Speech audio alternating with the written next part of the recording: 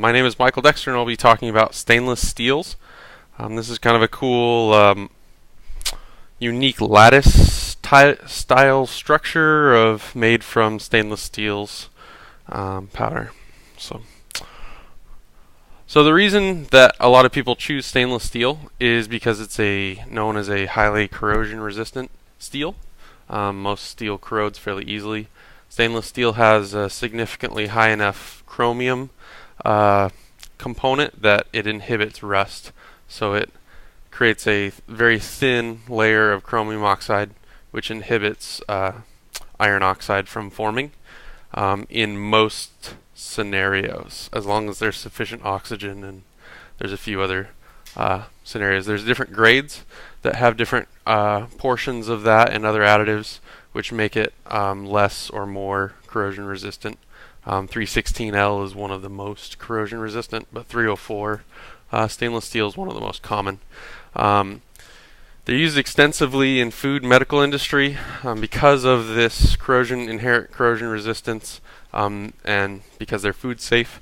They're also used in architecture because people want nice bright buildings all the time rather than it getting dull from corrosion. So that's some of the applications. Here's a couple other applications. This is a valve body, I believe. The one on the left is traditionally manufactured and welded together. The one on the right is the same, but additively manufactured. So you can see some component integration, and there's minimal finishing necessary. They pretty much just finish the, let's see if I can get the cursor going, the threads, and a couple other mating surfaces are finished, but the rest of it does not need any post-machining, which is an advantage.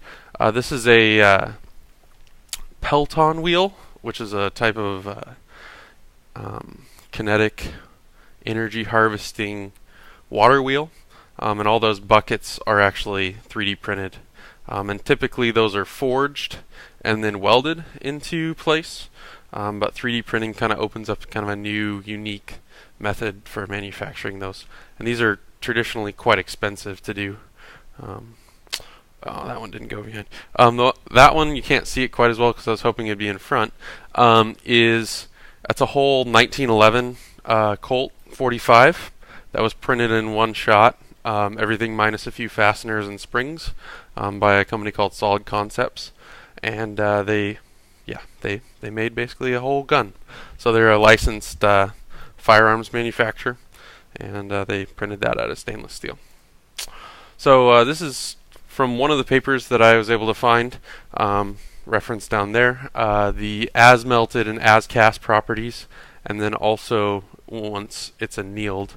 And you can see laser melting of the 316L provides superior yield strength and tensile strength over the as cast parts, and also better micro hardness. And then annealed, it gives better properties than the annealed cast as well. So, and we're going to talk more about that as well. Vendors, there's multiple vendors for stainless steel powder. This is 3 that I was able to find. Hoganis, they make a really ultra fine water atomized stainless steel powder, which is not what's pictured there. That's a gas atomized. Sandvik, and Carpenter Powders. Carpenter produces pretty much every alloy known to man, in whatever shape and size you want. And most of these, they didn't specifically give a certain grade because it's all custom compositions, custom particle distributions, etc. So some of the case studies. The first case study was this paper called The Effective Heat Treatment on Mechanical and Metallurgical Properties of DMLS Centered 17-4 Stainless Steel. And this is one of the photos.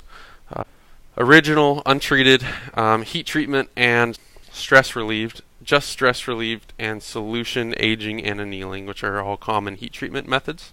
And they were comparing the properties in question.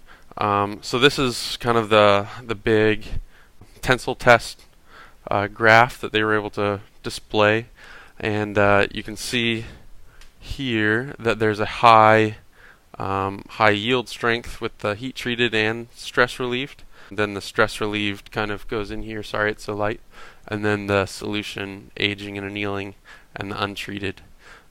So the important takeaway from this is this graph. Standard EOS was the machine that they were working with. That's what was reported, was 1050 plus or minus 50, which is right in line with what they were finding. Yield strength, their yield strength was a little higher. Their elongation was right in line with the standard. But they were saying that the best thing that you can do, and I think it's one of the simpler things you can do, is just stress relieving the component after it gives it superior strength in both yield and tensile, and only a minor difference in the elongation. So that was the kind of the main takeaway, is at least for the 17.4 stainless steel, the best post-treatment is just a simple stress relieving. And then the next one is Britton and Harish's unpublished paper, Role of Stainless Steel and Tool Steel Powder, Attributes in Additive Manufacturing. And they were looking at a range of different properties from published literature. And the one of the main things examined was the yield strength. And you can see kind of the additive manufacturing average. The two on the left are stainless steels. H13 is a tool steel, though. We talked about that in Chad's presentation. And you can see it compared to the ROT properties, and how both the AM average and the AM max are better than ROT properties. So that's an important